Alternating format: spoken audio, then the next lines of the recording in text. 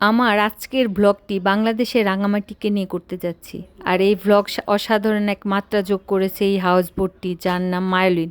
এই ভ্লগে আমাদের একদিন ও এক রাত্রি যাপনের বর্ণনা দিব এবং তুলে ধরব রাঙামাটির অপরূপ সৌন্দর্যকে। ঢাকা থেকে রাত 3টেয় 19 জন মিলে, তার মধ্যে ছিল প্রচুর হান্ডা বাচ্চা এবং 4 জন ড্রাইভার নিয়ে রাঙামাটির উদ্দেশ্যে রওনা দিই। আপনার অবশ্য রাঙামাটি নামলেই সুবিধা হবে, কিন্তু যেহেতু আমরা নিজেদের গাড়ি নিয়ে গিয়েছিলাম তাই আমরা সরাসরি চলে যাই কাপ্তায়ে। চারিদিকে পাহাড়ে ঘেরা অপরূপ দৃশ্য চোখ জুড়িয়ে যাওয়ার মতো ছিল। আমাদের যাত্রাটা ছিল খুব সুন্দর এবং মনোরম। এক নতুন অভিজ্ঞতার দিকে আমরা অগ্রসর হচ্ছিলাম। আস্তে আস্তে আমরা আসাম বস্তি ব্রিজের দিকে রওনা হয়েছি এবং আসাম বস্তি ব্রিজে চলে এসেছি। থেকে আমাদের নিয়ে যাওয়া হবে মায়োলিনে। এখানে আমরা নেমে সকালে নাস্তাটা সেরে নিই। যেহেতু আমাদের সঙ্গে বাচ্চা ছিল, ওদেরও ক্ষুধা লেগেছিল, তাই আর দেরি না করে নাস্তাটা সেরে নিলাম। আর দেখুন, আসাম বস্তি ব্রিজের থেকে দেখা যাচ্ছে কাপ্তাই লেক। এখানে আমরা কিছু মনোরম পরিবেশে সবাই মিলে ফটো তুলে নিচ্ছি। কেউ অ্যাক্টিং করছে, কেউ নেচে বেড়াচ্ছে। মানে বাতাস অনেক বেশি ছিল, গরম যেহেতু প্রচুর ছিল, বাতাসের জন্য এতটা গরম আমরা অনুভব করতে পারিনি। আমাদের দুটি বাড়ি নিয়ে যাওয়া হয়, দুটি শিফটে। প্রথম শিফটে নিয়ে যাওয়া হয়েছিল এক দলকে, যেহেতু আমরা অনেক লোক ছিলাম। তারপরের শিফটে গিয়েছিলাম আমরা। বোটে করে আমরা মায়োলিনের দিকে যাচ্ছি, কাপ্তাই লেক দিয়ে। কি মনোরম পরিবেশ! ওই যে দূর থেকে দেখা যাচ্ছে আমাদের মায়োলিন। আমরা ভীষণ এক্সাইটেড ছিলাম। এরকম অভিজ্ঞতা আমাদের আগে কখনোই হয়নি, একটা বোটের মধ্যে সময় কাটাবো। এই যে আমরা চলে এসেছি আমাদের বহুল আকাঙ্ক্ষিত সেই মায়োলিনে। আমি নেমেই একটা ভিডিও করে নিলাম। কেমন এই বোটটি! পুরোই সাদা, চারিদিকে সাদার সমাহার, চারিপাশে সবুজ, মাঝখানে একটি সাদা বোট। এই চারপাশ দিয়ে আমি ঘুরছি, মনোরম পরিবেশটা ক্যামেরার মধ্যেই করছি। আস্তে আস্তে আমি এগিয়ে যাচ্ছি সামনের দিকে। উপরের দিকে একটা সিঁড়িও আছে, যেখানে আমাদের বাচ্চারা অনেক মজা করেছিল, তারা ওইখানেই সময়টা কাটিয়েছে। চারিদিকে জল, মাঝখানে একটা বোট। ভাবতেই তো কেমন লাগছে, কি সুন্দর! যেদিকেই তাকাবেন চোখ আটকে যাবে, এরকম অভিজ্ঞতা কোনো দিনই হয়নি। পাশে আরেকটা বোট ওরা রেডি করছিল, ওইটাও একদিন লোকের সমাগম হবে।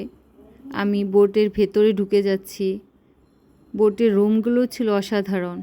5টা রুম ছিল, একটা কমন রুম ছিল, 2টো কমন বাথরুম ছিল। কি দারুণ! কিন্তু একটা অভিজ্ঞতা হয়েছে আমাদের, রুমগুলোতে দিনে প্রচুর গরম। এখানে এসি আছে, কিন্তু বোট যখন চলবে তখন তারা এসি বন্ধ করে রাখবে। যেহেতু এত বাচ্চা ছিল, তাই গরমটা বেশি লাগছিল আমাদের।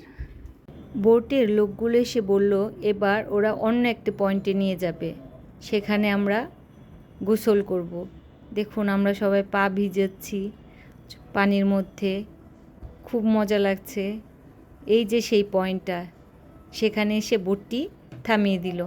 আমাদের বাচ্চারা সেই দ্বীপের মতো জায়গাটায় নামলো। এখানে আমরা সবাই মিলে কতক্ষণ থাকবো, কারণ এখানে আনে ওরা গোসল করার জন্য। যেহেতু আমরা অনেকটা জার্নি করে এসেছি, বাচ্চারা তো আর জলের মধ্যে গোসল করতে পারবে না, তাই আমরা বড়রাই নেমে পড়লাম গোসল করার জন্য। যেহেতু লেকের গভীরতা অনেক বেশি, আর আমরা সাঁতার জানা সত্ত্বেও আমরা লাইফ জ্যাকেট পরে নিয়েছিলাম। এখানে কাটানো সময়টা অসাধারণ এক অভিজ্ঞতা এনে দিয়েছিল। আমরা সবাই গোসল করছিলাম লেকের মধ্যে। এর আগে এরকম অভিজ্ঞতা কখনো হয়নি। সবাই খুব এনজয় করেছিলাম। আমরা অনেকটা দূর অবধি গিয়েছিলাম গোসল করতে করতে। আর যারা সাঁতার পারতো না তারা সামনেই ছিল। আর সামনে আপনাদের একটা কথা বলি, যারা সামনে গোসল করছিল, বোটটা কিন্তু সামনেই থামানো ছিল। এখানে যারাই ওয়াশরুম ইউজ করবে সেটা সামনেই পড়বে, দূরে যাবে না। আমি আমার ছেলেকে, যেহেতু ওর বয়স 7, ও সেভাবে ভিডিও করতে পারে না, ওকে বলেছিলাম বাবা আমাদের একটা ভিডিও করে দাও। এমন ভিডিও করেছে, একবার উপরে যাচ্ছে একবার নিচে যাচ্ছে, কি বলবো। ওই দেখুন আমরা দূরে চলে গিয়েছি। আমাদের গোসল শেষে বাচ্চাদেরও গোসল করিয়ে দিয়েছে আমাদের কমন ওয়াশরুমে। তারপর ওরা উপরে উঠে মজা করছিল, আর আমি চারিপাশের প্রাকৃতিক দৃশ্যটা ক্যামেরা বন্দি করেছিলাম। দেখুন ওরা উপরে খুব সুন্দর করে সময় কাটাচ্ছে, সবাই বসে বসে এনজয় করছে। কি খুশি ওরা, কারণ জলের উপরে এর আগে কখনো থাকা হয়নি তো। ওদের ওদের হাসি দেখে এতটা ভালো লাগছিল যে এই ঘোরাটা হয়তো সার্থক হয়েছে। বাবুদের সাথে সাথে আমিও ছাদে উঠে গিয়েছিলাম। বাবুদের বললাম, আসো তোমাদের কিছু পিক তুলে দিই। ওরা কি আর পিকচার তুলতে পারে, ওরা খেলাই ব্যস্ত। আমরা বড়রা যতটা ছবি তুলতে পছন্দ করি, বাচ্চারা কিন্তু সেটা পছন্দ করে না একদম। আমাদের লাঞ্চের টাইমটা হয়ে গিয়েছিল, বোটের থেকে আমাদের বলছিল যে এখন আপনারা লাঞ্চের জন্য চলে যান। এই আমরা সবাই মিলে এখন লাঞ্চের জন্য চলে যাচ্ছি। বোটটা যেখানে থামানো ছিল তার উপরেই পাহাড়ের মতো উঁচু হয়ে উঠতে হয়, উঁচু জায়গা, সেখানে আমরা লাঞ্চ করতে গিয়েছিলাম। দেখুন পরিবেশটা কি সুন্দর, চারিদিকে আম গাছে ভরা।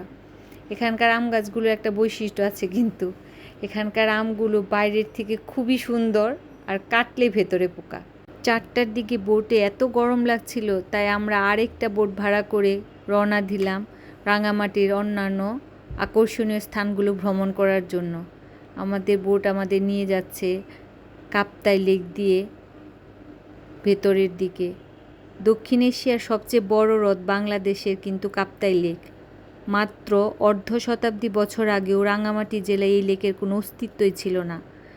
রাঙামাটি বাংলাদেশের সবচেয়ে বড় জেলা। এই লেকের সাথে কিন্তু ভারতেরও সীমা রয়েছে। এটি বিশাল এক কৃত্রিম হ্রদ। সমগ্র রাঙামাটি জেলা জুড়ে এই হ্রদটি বিস্তৃতি। এর সর্বোচ্চ গভীরতা বলে 100 ফুটের ওপরে, আর মিঠা পানি এটা। আর এখানে প্রচুর মাছ পাওয়া যায়। পাহাড় আর পানি যেখানে একসঙ্গে মিলেমিশে একাকার।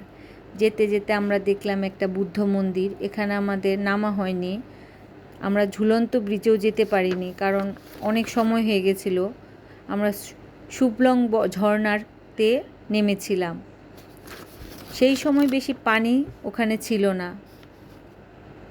আমরা বোটটিকে শুভলং ঝর্ণার সামনে নামিয়ে ওখানে স্টে করতে বললাম। তারপর কয়েকজন মিলে হাঁটা পথে শুভলং ঝর্ণার দিকে এগিয়ে গেলাম।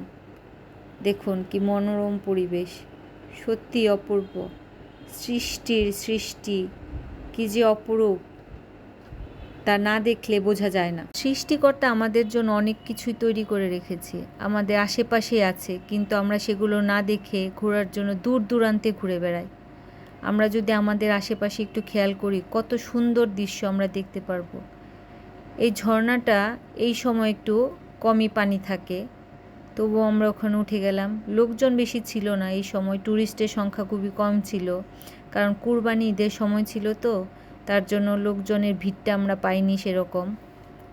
এই যে আমরা চারিদিকে ঘুরে বেড়াচ্ছি, এখানে কিছু অল্প বয়সী ছেলেও ছিল, খুবই আমাদের পেছনে লাগছিল, কিন্তু আমরা ওদের পাত্তা দিইনি, কারণ এগুলো পাহাড়ি ছেলে, এদের পিছনে কিছু কেউ বলতে যাবেন না, আপনার অসুবিধাই হতে পারে, তার জন্য চুপচাপ থাকাটাই ভালো।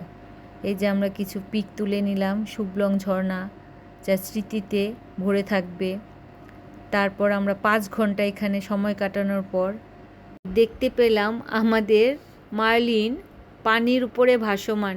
দূর থেকে কি সুন্দর লাগছিল। ওঠার পর এই যে দেখুন, এ আমাদের ভ্রমণের সবচেয়ে ছোট দুষ্টু মিষ্টু বেবি কিউট মা আমাদের। এ কিন্তু একটু বিরক্ত করেনি আমাদের, বাচ্চাগুলো আমাদের কোনো বিরক্ত করেনি, ওরা মজাই পাচ্ছিল এই ভ্রমণে, তাই আমাদের কোনো ঝামেলাই হয়নি ঘুরতে যাওয়া। পরের দিন সকালে আমরা আবার রেডি হয়ে নিচ্ছিলাম আরেক গন্তব্যের উদ্দেশ্যে। পুচকুগুলোকে খাওয়াই নিচ্ছে, আমরাও সকালে নাস্তা খাওয়ার জন্য আরেকটি পয়েন্টেই চলে গেলাম। সেখানে আমরা নাস্তাটা সেরে বেরিয়ে পড়ব, যেহেতু আমাদের এখানে 2.5 দিনের প্যাকেজ ছিল, কিন্তু আমরা এখানে 1 দিন 1 রাতই ছিলাম, কারণ আমরা আরেক জায়গায় ঘুরতে যাব, কক্সবাজার। এর জন্য এখানে আমরা বেশি দিন স্টে করিনি। এখানকার খাবারগুলো ভালোই ছিল, আপনারা ঘুরতে গেলে খুবই মজা পাবেন। কিন্তু এত পোকা ছিল বলার বাইরে। পাহাড়ি জায়গা তো, বাচ্চারা নাস্তা করতেই পারছিল না, চারিদিকে পোকায় ওদের ভরে ফেলছিল। এর জন্য ওরা নাস্তা না খেয়ে বোটে রওনা হয়ে গিয়েছিল। কিন্তু আমরা বড়রা নাস্তা করলাম, নাস্তা করে গন্তব্যের দিকে এগোবো আস্তে আস্তে। চারিদিকের পরিবেশটা এক এক দ্বীপে এক এক রকম। কালকের পরিবেশ আলাদা, আজকের পরিবেশ আলাদা, মনে এক ভিন্ন অবস্থা। মায়োলিন ছাড়াও এক একটা পয়েন্টে অনেক রিসোর্টের মতো আছে, আপনারা গেলে ওখানেও থাকতে পারবেন, কোনো অসুবিধা নেই, থাকার কোনো অসুবিধা হবে না। এখানে ছোট ছোট অনেক রিসোর্ট। এখানে বাচ্চাদের কুকুর ধরেছিল, ওরা কুকুর দেখে এমন দৌড়েছে, ওখানকার একটা বয় এসে বলছে, এই দৌড়েও না, দৌড়েও না, তোমরা দৌড়ালে কুকুরও তোমাদের পাশে পাশে দৌড়াবে। ওরা ভয় পেয়ে গেছিলো, যতই আমি মানা করছিলাম ওরা ততটাই দৌড়াচ্ছিল। তারপরে ফ্যামিলির সাথে কিছুটা পিক তুলে নিলাম। আমাদের যাত্রা এখানেই সমাপ্ত। সবাই ভালো থাকবেন, সুস্থ থাকবেন। আজকের মতো এইটুকুই। Bye bye.